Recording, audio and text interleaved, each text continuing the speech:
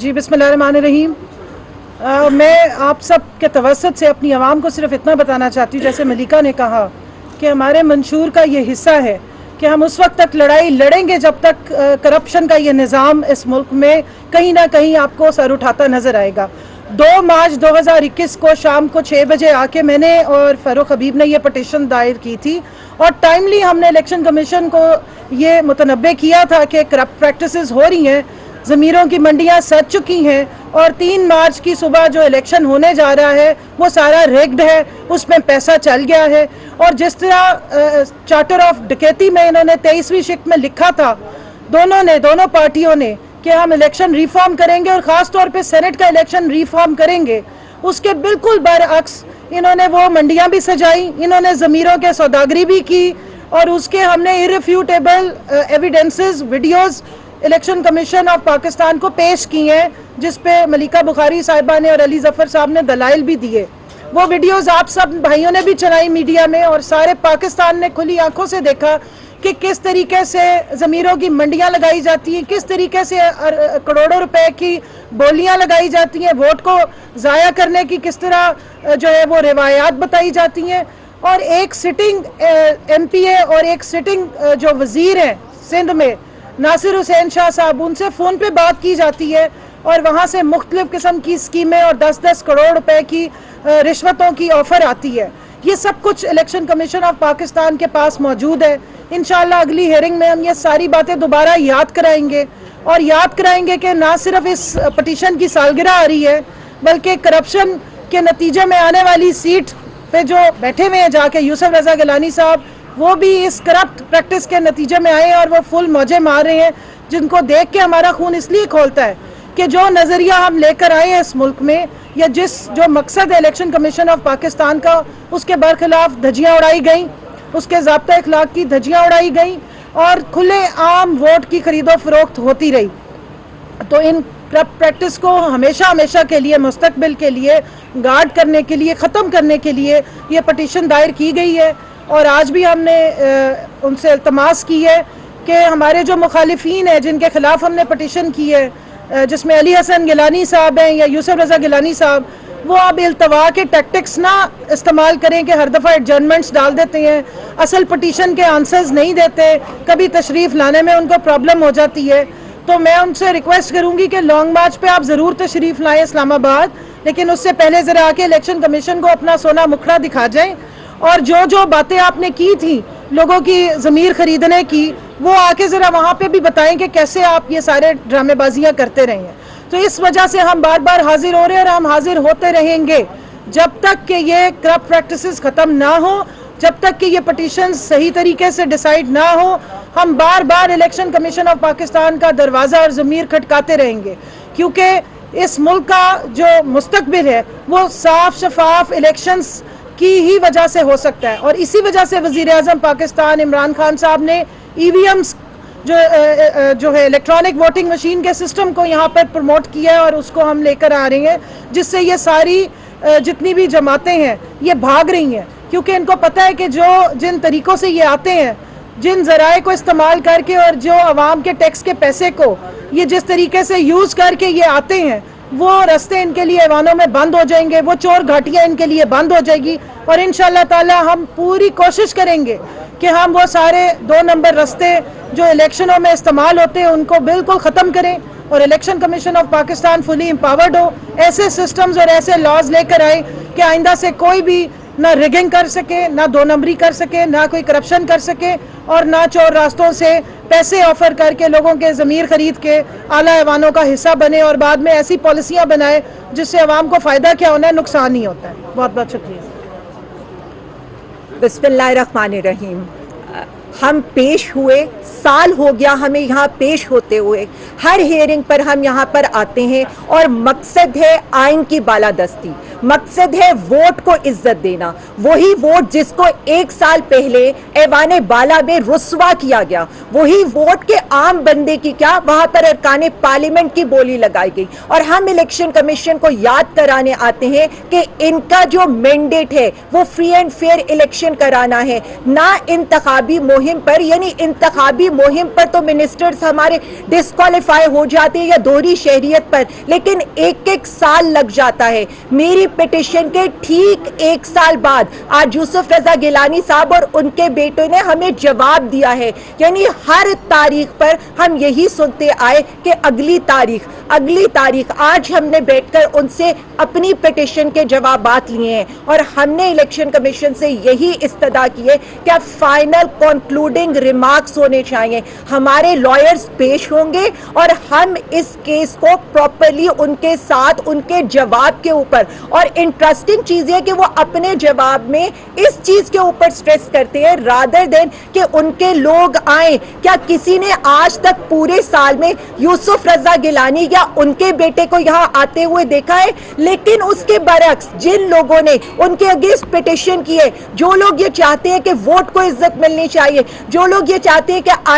ایوان بالا کا جو وقار ہے وہ دوبارہ سے بحال ہونا چاہیے اور عوام کا ٹرسٹ ان کے عوامی نمائندوں پر بحال ہونا چاہیے, تو اس کی سٹرگل ہم کر رہے ہیں, ہم آ رہے ہیں. ہونا یہ چاہیے تھا کہ جن کی پٹیشن ہے وہ آ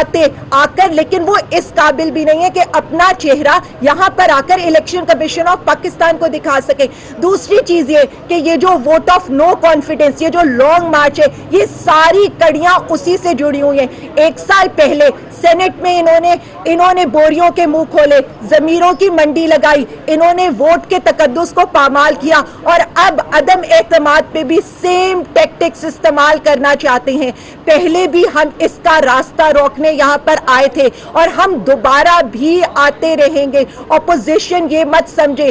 وعدے آپ نے کیے تھے ووٹ کو عزت دینے کے, پورے تحریک انصاف اور پرائم منسٹر عمران خان صاحب کر رہے ہیں. وعدے آپ نے کیے تھے بقول چارٹر آف آپ کا جو ڈیموکریسی یا چارٹر آف ڈکیتی تھا کہ ہم یہاں پر ہم خفیہ بیلٹنگ کی بجائے اوپن بیلٹنگ میں جائیں گے, لیکن پورے پرائم منسٹر عمران خان صاحب اور ان کے سپاہی کر رہے ہیں. یہ ہم عوام کو بتانا چاہتے ہیں کہ ہم ووٹ کی بالادستی کے لیے, ایوان کے تقدس کے لیے آخری ٹائم تک لڑیں گے, اور انشاءاللہ تعالیٰ پراپرلی کیس پلی کر کے وہ جو ہار گیلانی اور ان کے بیٹے ہیں دونوں کو انشاءاللہ ڈسکوالیفائی بھی کرائیں گے, اور ہم ایوان کا تقدس بھی بحال کریں گے, ووٹ کی عزت کو بھی بحال کریں گے. اب یہ سب کچھ الیکشن کمیشن آف پاکستان کو سوچنا ہے کہ کیا انتخابی مہم کے اوپر ڈسکوالیفائی کرنا زیادہ امپورٹنٹ ہے یا ووٹ کو عزت دینا زیادہ امپورٹنٹ ہے, یا فری اینڈ فیئر الیکشن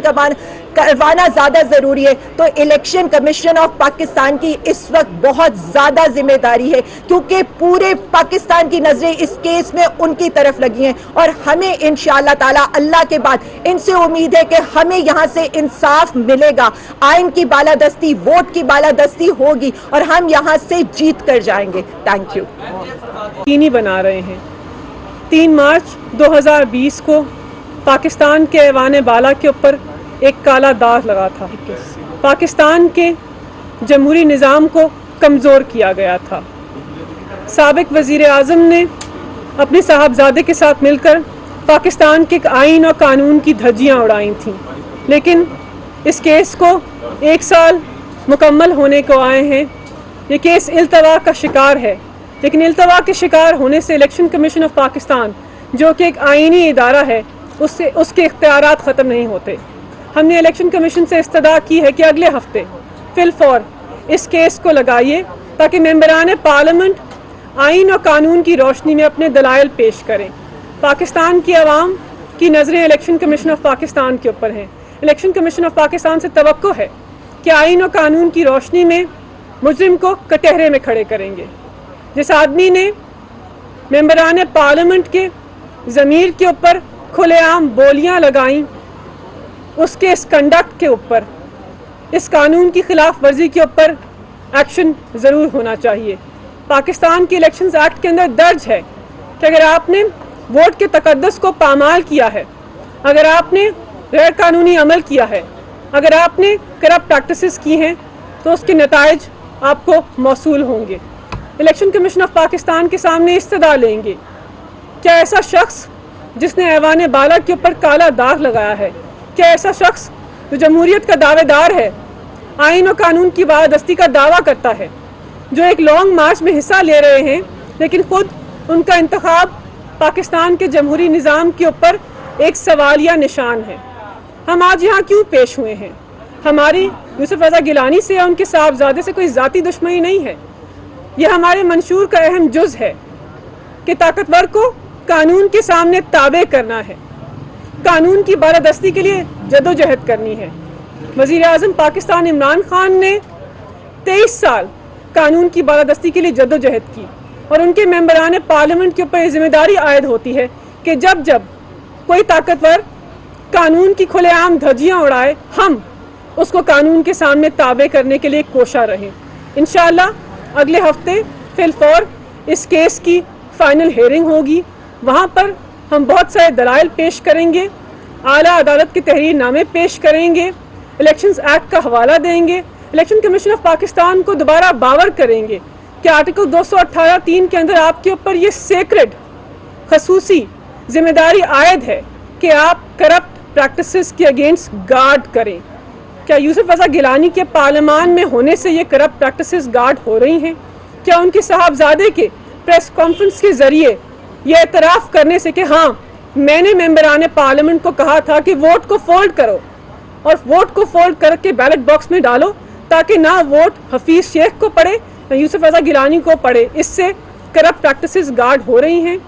تو ہم مفصل طور پر دلائل بھی پیش کریں گے اور امید کریں گے کہ فیصلہ ہمارے حق میں آئے گا اور قانون اور آئین کی بالادستی آگے بڑھے گی. بہت شکریہ.